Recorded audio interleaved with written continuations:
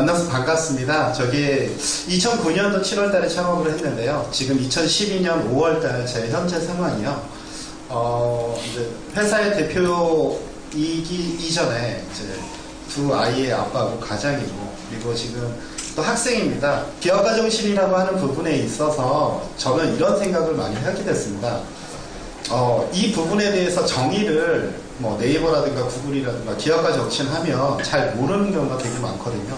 그래서 근데 대부분의 사람들이 창업을 생각을 하거나 창업을 하시는 분들이 기업가 정신에 관련이 있고, 직장에 다니시거나 직장을 준비하시는 분은 기업가 정신으로 관계가 없다, 이렇게 생각들을 하시는데, 실제로는 경영이라고 하는 부분은 자기는 자기 자신을 경영을 하는 거고, 크게 보면 세계를 경영하는 게 경영인 거죠. 그렇죠?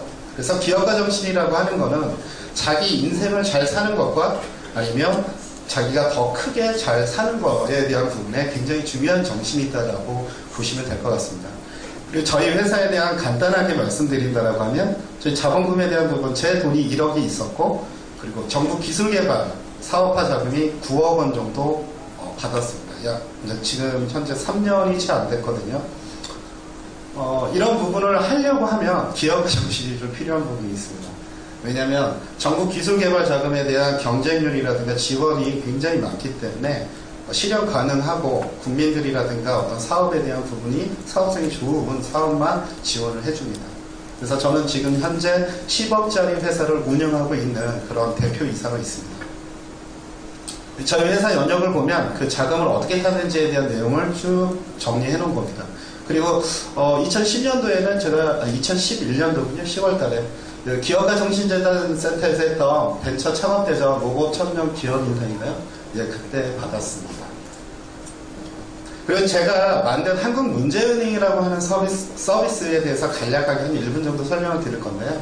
학생들이 공부를 하게 되면 수업, 노트 정리, 연습에 대한 부분을 스마트 기기라든가 아니면 기존에 사용했던 컴퓨터에서 손만 클릭하면 자동으로 정리될 수 있고, 또 과외 기능도 있고, 또 필요한 거는 영상을 볼 수 있는, 그러니까 일일이 찾아가는 게 아니라 하나의 컨텐츠에서 다양하게 사용할 수 있는 그런 기능을 만든 겁니다.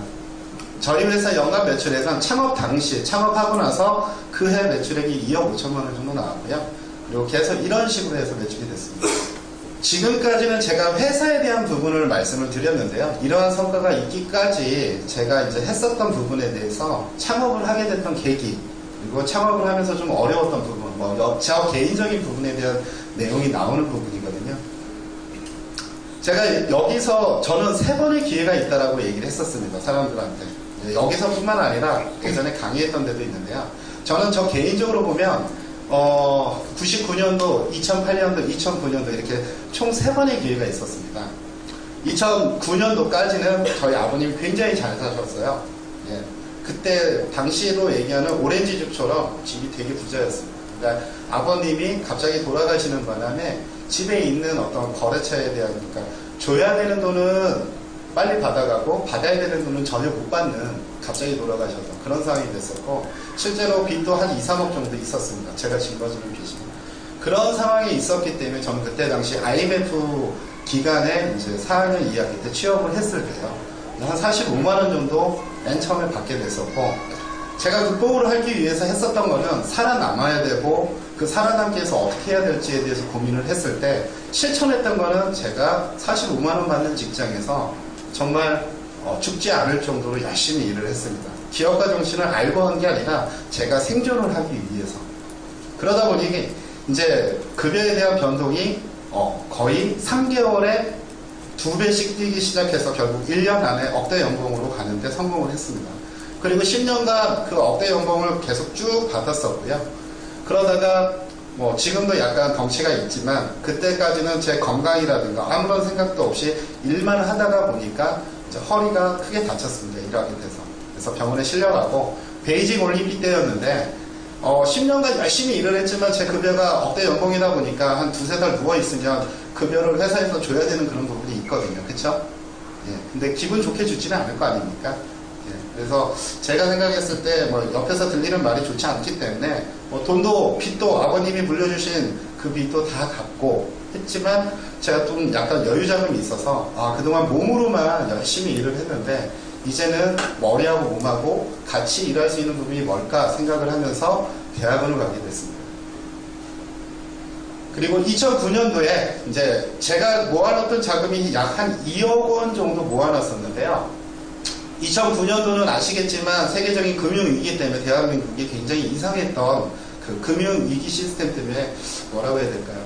그 창업에 대한 부분, 기존에 있던 직원들도, 직장을 다니시는 분도 굉장히 위태롭고 창업을 하면 바보라는 소리가 나왔던 시점이 2009년도입니다.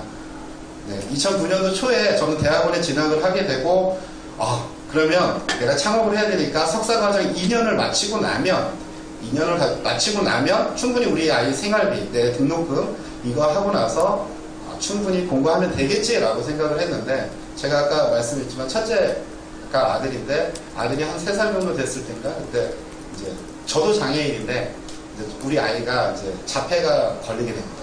그러니까 자폐 진단을 받게 됩니다. 그래서 한 달에 병원비가 한 200만 원, 300만 원씩 들어가고 그 진단을 받기 전까지 몇 천만 원이 돈이 들어가죠. 계속 그렇게 쓰다 보면 학업도 안 될 것 같고 아무것도 안 될 것 같다라는 생각이 들더라는 거죠.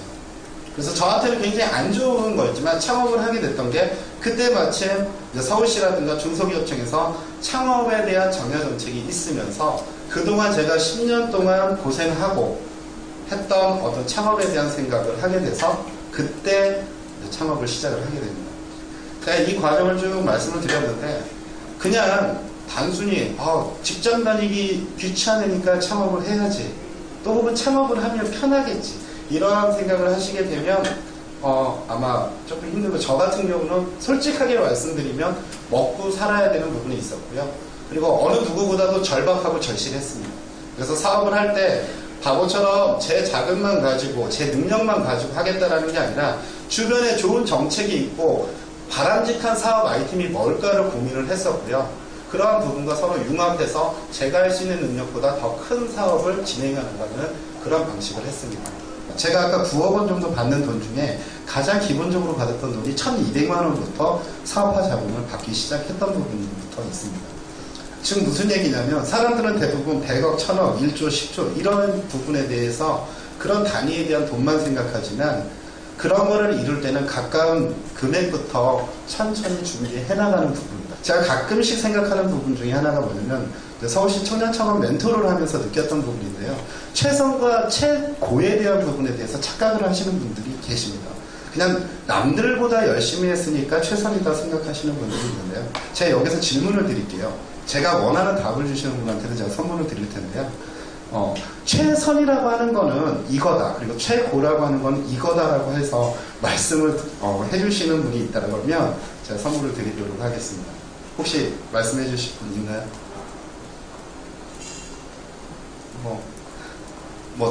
내가 생각할 때는 이런 게 최선이다. 일단은 저 말고도 뒤에 또 대단하신 분들이 또 말씀을 해주실 거니까 제가 간단하게 말씀을 드리겠습니다. 최선이라고 하는 거는 남들과 비교를 하는 게 아니라 자기 자신이 자기를 감동시킬 수 있을 정도로 열심히 했을 때 비로소 최선이라는 단어를 꺼내야 되는 거고요. 그리고 최고라는 단어는 자기 자신뿐만 아니라 남들도 감동을 시켜줄 수 있을 때 비로소 최고라는 단어를 꺼낼 수 있는 겁니다. 자기 자신이 비로소 그냥 평범하게 나는 최선을 다했어, 그리고 내가 이 부분에서 최고야, 이런 말을 쉽게 하는데 그 부분이 결국 자기 자신이 성공하는데 굉장히 성장을 굉장히 방해하는 요소로 차지하게 됩니다. 저도 어쩔 때 이제 그런 부분에 대해서 내가 과연 최선을 다하고 있는지에 대해서 퀘스천 마크를 붙일 때가 굉장히 많습니다. 그리고 성공하는 방법은 딱 하나입니다. 자기 자신이 어떤 일에 있어서 영어 공부를 하든 사업 준비를 하든 뭘 하든 이 사업에 대한 부분을 정말 열심히 해야겠다는 절박하고 절실한 마음 없이 시작해서는 안 된다라고 하는 부분이고요. 이 마음이 있는 다음에 두 번째는 그걸 행동하는 부분은 선택과 집중을 하는 겁니다.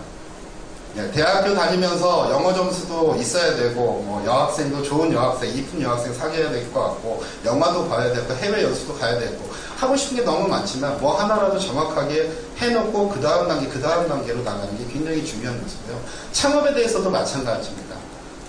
벤처기업의 경영성과 아니면 여러분들의 인생에 있어서야 인생 성과를 표시한다라고 하면 크게 4가지 요소를 차지하게 됩니다. 기업과 자원과 역량, 산업환경, 전략. 자원과 역량은 이제 뭐 우리 집에 돈이 있냐 없냐, 뭐 기업 가는 나, 그리고 산업 환경, 뭐 사업하기 좋은 환경이냐 아니냐, 또 전략, 어떠한 방법을 쓰느냐, 이 네 가지 요소 중에서 실제로 가장 중요한 거는 기업가 정신입니다. 첫 번째. 그 기업가 정신이 어떻게 되느냐에 따라서 우리나라가 상대적으로 동남아시아 국가보다 성공했던 것도 사람, 아무것도 없는 자원에서 성공했던 것도 요 요소였다라고 보시면 맞을 겁니다. 마지막으로 그 무조건 성공하는 전략이라고 제 나름대로 정리를 해놨던 부분이 있습니다. 첫 번째가 뭐냐면 융합에 대한 부분입니다. 자기 자신에 대한 부분이 아니라 자기 자신에 대한 역량과 다른 요소에 대한 자신의 능력을 서로 융합을 해서 더 큰 기능을 발휘합니다. 맨 위에 있는 그림이 남자분들은 아시겠지만 스타크래프트에서 나오는 하이템플러입니다. 예, 하이템플러가 두 개 합쳐지면 저렇게 뭐 파워도 강하고 내구력도 강해지는 굉장히 큰 인물로 변하고 있죠. 그렇죠? 우리가 일상생활에서 보시면 저렇게 게임에서든 아니면 문화에서든 어디에서든 뭐 융합에 대한 파생력이 굉장히 높다라는 걸 많이 보실 겁니다. 그리고 두 번째로는 제가 사업을 하기 위해서 굉장히 먼저 했었던 건 뭐냐면 창업에 대한 공부를 하는 데 있어서 시간을 아끼지 않았습니다. 여러분들이 뭔가를 하려고 할 때 자기가 할 수 있는 것만 전반적으로 보는 것보다도 전체적인 사업에 대한 전체적인 지식이라든가 이런 거를 탐구하고 공부하시고 그거를 배워나가셔야지만이 위기가 닥쳤을 때 뭐라도 할 수 있는 저력이 생기십니다. 그리고 세 번째로는 적당히 오랫동안 잘 살 수 있는 방법은 요즘은 공무원도 그렇게 할 수가 없다라고 저는 알고 있습니다. 세상에 어떤 분야, 직장인이든 사업이든 적당히 오랫동안 잘 살 수 있는 방법은 없기 때문에 아예 잘 살든지 그런 부분이 되는 거죠. 그리고 네 번째, 그러니까 자신을 이기면 세상을 가질 수 있다고 그랬는데요. 융합을 하고 뭘 하려면 자기 자신을 좀 버려야 됩니다. 징기스칸이 세계 정복을 할 때 그 옆에서 적극적으로 도와줬던 참모가 있는데 제 이름은 까먹었습니다. 그분이 했던 게 뭐냐면 하나를 얻기 위해서는 두 개를 버리라는 얘기를 했습니다. 더 큰 걸 얻기 위해서 자기한테 필요 없는 것들을 많이 버리는 연습을 좀 하시면 더 많은 걸 얻을 수 있는 기회가 생길 거다. 이런 부분을 보시면 될 것 같고요. 다섯 번째는 세계특별시라고 했는데요. 실제로 여러분들 창업 아이템 때문에 고민 많이 하시죠. 제가 얼마 전에 4월 30일 날 미얀마를 갔다 왔는데요. 미얀마 갔다 왔을 때 하나 느낀 게 있습니다. 지금 여러분들이 지금 살고 있는 여기 대한민국 국민은요, 미얀마에 가는 순간 그 나라 사람 입장에서 보면 현재와 미래를 살고 있는 사람이 대한민국 사람입니다. 간단하게 예를 들자고 하면 미얀마에 가서 간단하게 벽돌 공장을 해도 돈을 많이 법니다. 그리고 박스 공장을 해도 돈을 많이 법니다. 한 예로 미얀마의 박스 한 장 20kg짜리 포장하는 박스 하나가 1,000원에 팔립니다. 우리나라 돈. 우리나라 성수동에 가니까 200원에 돼 있더라고요. 그러니까 최첨단 기술이 아니더라도 창업이라고 하더라도 전 세계에 나가서 여러분들이 창업하고 일을 하려고 하고 뭔가 크게 일으키려고 한다라고 하면 기회도 많고 가능성도 많은 게 세계입니다. 언어요? 저 미얀마 할 줄 모릅니다. 딱 세 가지입니다. 밍글라마 반갑습니다. 얼마예요? 벨라우레. 네, 고맙습니다. 뭐 제주 때 봤대. 이 세 마디 가지고 거기서 다 했습니다. 그 나라 사람들하고 얘기하면서. 모르는 거 찾아봐. 그리고 거기에 대한 비즈니스 발굴도 했었고 국가기관에 있었던 많은 활용에 대한 부분도 됐었고. 조만간 제가 하는 사업은 IT 사업이지만 저는 끊임없이 기업을 성장시키고 하는 부분에 있어서 지금 추진하고 있는 부분이 하나 있습니다. 뭐냐면 신재생 에너지 관련된 부분이고요. 석유에 대한 부분이 요즘 굉장히 비싸죠. 제가 하는 부분이 만약 잘 된다라고 하면 여러분들이라든가 아니면 좀 뭐 다른 분들한테 지금 현재 석유 가격보다 더 저렴한 어떤 재생에너지 대체원을 공급받을 수 있는 그런 거를 지금 대학교와 직영과 같이 또 공동 연구를 하고 있는 게 있습니다. 이상으로 제가 말씀을 드렸는데요. 무조건 성공하시려면 절반과 절실에 대한 부분을 생각을 하시고 그리고 선택과 집중을 한 다음에 제가 말씀했던 우리나라가 아니더라도 다분히 있다는 점을 꼭 생각하시면서 넓은 마음 그리고 자기한테 나쁜 거는 버리는 그런 습관을 버리시면 반드시 성공할 수 있을 거라고 저는 생각을 합니다. 이만 제 말씀은 좀 얘기하고요. 나중에 토크할 때 더 말씀드리도록 하겠습니다. 감사합니다.